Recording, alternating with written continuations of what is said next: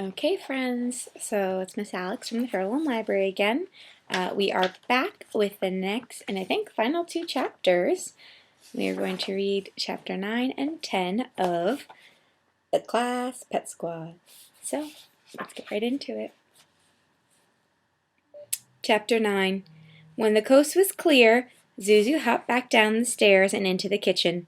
Max was at the window with an anxious expression. She gave him a thumbs up. Susie was about to climb onto the kitchen counter to open the window, but she remembered something. She opened the fridge, pulled out a plate of meatloaf, and tossed it out the window to Brutus, who was waiting below. Susie then hopped out of the window and landed on the lawn.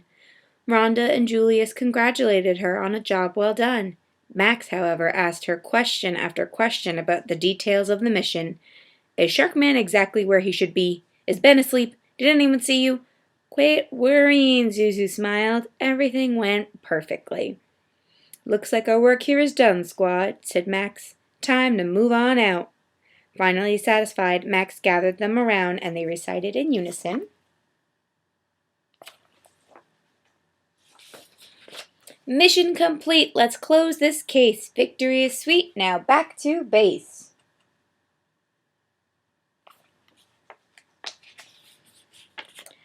Goodbye, Brutus, Rhonda shouted. Brutus licked meatloaf. Brutus licked meatloaf off of his snout and wagged his tail. The Wolf-O-Matic was in a million pieces. Julius said it would take at least a week to put it back together again. We need another way to get home, Max said. Julius paced back and forth, saying, They knew Julius was thinking. He always paced and said, when he was thinking. Then he brightened and told the squad to follow him. The garden gnome is hollow, so we can place it over us, Julius explained, and we can walk back to school without anyone seeing us.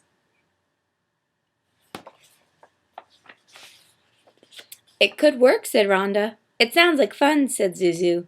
It'll have to do, said Max. After traveling for what seemed like hours, Max and Julius were asked where they were. We're at 33rd Street, Julius said, looking at the map, and we should arrive at PS 1000 in approximately 10 minutes. They all heaved a sigh of relief. That is, until they heard a familiar sound.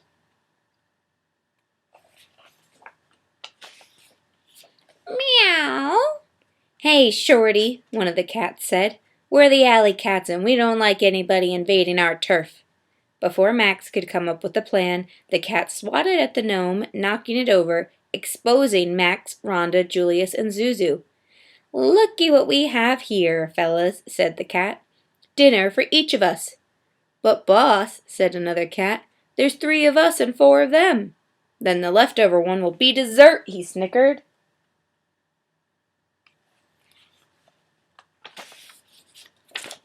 There was no place to run and no place to hide. This was it.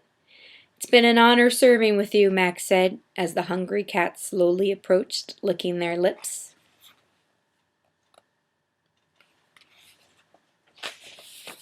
Chapter 10. I wouldn't do that if I were you, a voice called. Oh yeah, the cats asked as they turned around. A large figure stepped out of the shadows. Yeah, said Brutus. The squad cheered as the cats ran off. Thanks, Brutus, said Rhonda. Zuzu hugged him. Excellent ambush, Max said as he saluted Brutus. Good work, sir.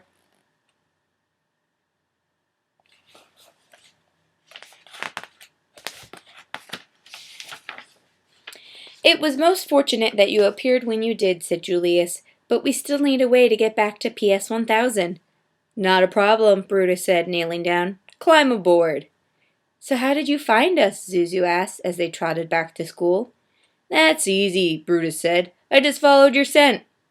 But why did you follow us? Rhonda asked. Brutus said he had a hunch that they might need his help, and he wanted to thank them again. Just doing our job, said Max. A thank you is not necessary. But sometimes they're nice, Zuzu added.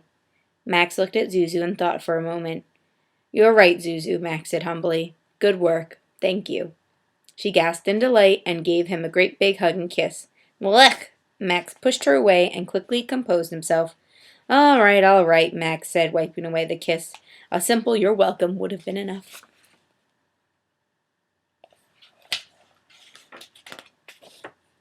Then he thought about the class pets. Oh, sorry, skipped a page. The next morning, after the second bell rang, the seats were filled and the room was brimming with chatter of kids from PS 1000. Max looked out at the classroom and saw Ben McGulty. Max beamed with pride as he watched Ben draw a picture of Sharkman.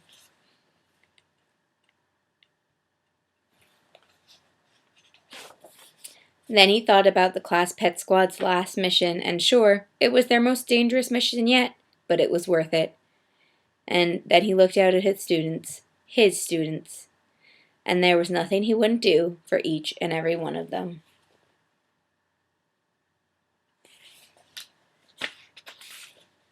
The end.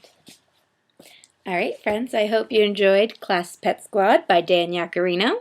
If you guys enjoyed this, I do have another book. We can do another read aloud. And if you guys want to see any other videos, just let us know, and we'll do our best that we can to help all of us get through this crazy time. So we miss you guys. We'll see you soon. Bye.